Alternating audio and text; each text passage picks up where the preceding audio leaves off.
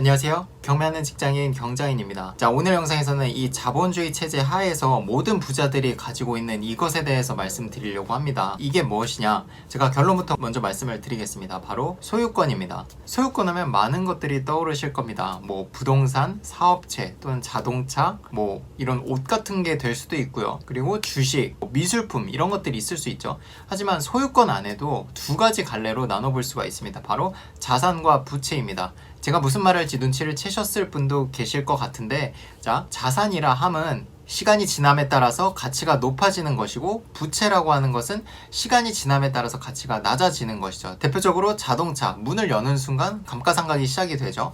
이런 옷 같은 거 사서 태글 떼는 순간 중고 옷이 되는 거죠. 반대로 자산은 말씀드린 대로 시간을 머금고 가치가 높아지는 것이에요.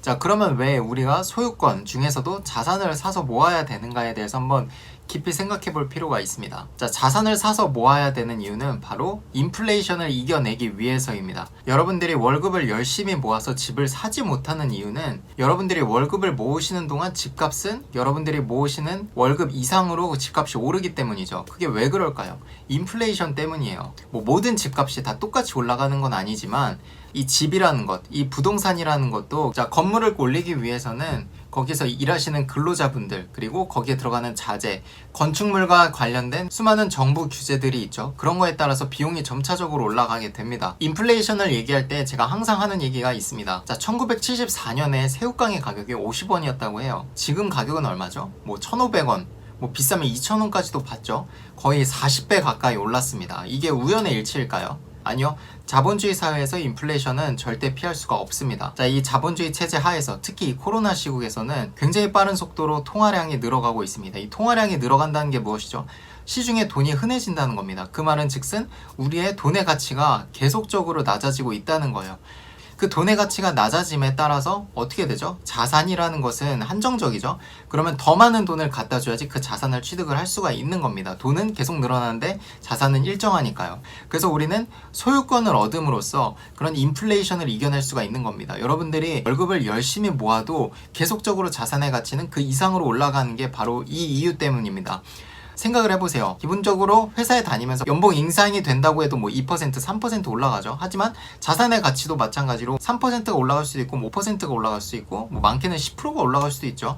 하지만 곱하는 절대값의 금액 자체가 억 단위이기 때문에 여러분들의 월급 인상 또는 여러분들이 생활비를 쓰시고 모을 수 있는 돈으로는 이 자산의 가격이 올라가는 것을 따라갈 수가 없어요. 하지만 이 자산의 가격이 올라가는 것을 따라갈 수 있는 방법이 바로 자산을 취득하는 방법입니다. 자, 그런데 여기에 문제가 있죠. 몇 억씩 하는 자산을 여러분들의 현금으로 사기는 쉽지는 않을 겁니다. 그렇기 때문에 우리는 레버리지를 활용해서 그 자산을 취득한 뒤에 가격이 올라가는 것에 편승을 하는 거죠. 대출이라는 것은 고정값이고 여러분들이 사신 가격, 거기에 올라가는 것은 여러분들의 몫이에요. 레버리지는 고정되어 있는 거고요. 그렇기 때문에 이 부동산을 사실 때는 반드시 대출을 활용하셔야 된다는 게 그 이유입니다. 여러분들이 100% 자본금으로 하려고 하면 계속적으로 자산의 가치는 점점점 높아질 거예요. 제가 부동산으로만 예로 드렸는데 제가 부동산을 선택한 이유는 간단합니다. 바로 자산이자 필수재이기 때문입니다. 의식주 중 하나이기 때문이에요.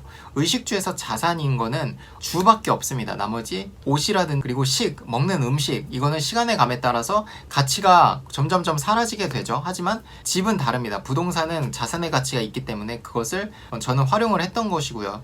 여러분들 상황에 따라서 주식이 될 수도 있고 주식도 어떻게 보면 회사의 지분을 갖고 있는 것이기 때문에 소유권이라고 할 수가 있습니다. 또는 여러분들의 사업체, 제가 말씀드리고 싶은 포인트는 소유권을 갖고 계셔야 된다라는 거예요. 소유권을 갖고 계셔야지 인플레이션에 따라서 자산의 가격이 오르는 거에 편승을 하고 그것을 이겨낼 수가 있는 것이지, 절대 여러분들이 월급만 모아서 그리고 여러분들의 연봉 인상만 기다려서는 절대 부자가 될 수 없고 인플레이션을 이겨낼 수가 없습니다. 그리고 추가적으로 하나 말씀드리고 싶은 게, 많은 분들이 얘기를 해요. 경자인님은 부동산을 어떻게 매도를 하시냐, 그렇게 많은 부동산을 갖고 있으면 부담이 되진 않냐. 절대 부담이 되지 않습니다. 여러분들 가격이 올라가는 걸 생각을 해보세요. 1년에 몇천만 원씩 올라가는데 재산세 100만 원, 200만 원, 이게 무섭겠습니까? 저는 냅니다. 기쁜 마음으로 내요. 그 이상으로 시세가 올라가고 있으니까. 그리고 절대 이 자산을 처분한다는 생각으로 매입을 하지 않아요. 다주택자이기 때문에 자산을 처분하는 순간 양도세 뭐 70%, 80%까지 내야 되거든요.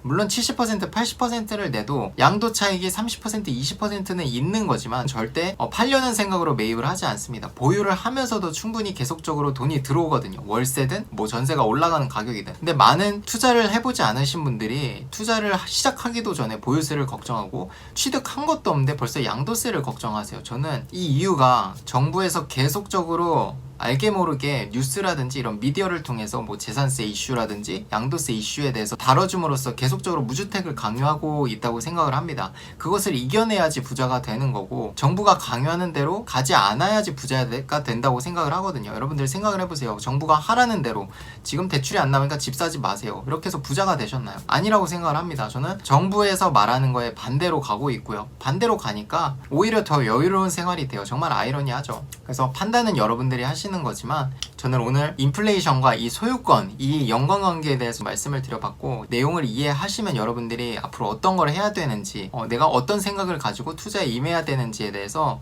조금은 마음이 열렸을 거라고 생각이 듭니다. 자, 다음 영상에서도 여러분들께 좀 마인드라든지 아니면 부동산 재테크에 관련돼서 좋은 내용으로 다시 찾아뵙도록 하겠습니다. 긴 영상 봐주셔서 감사드리고 다음 영상도 계속적으로 구독하고 싶으시다면 제 채널 구독과 좋아요, 알림 설정 부탁드립니다. 감사합니다.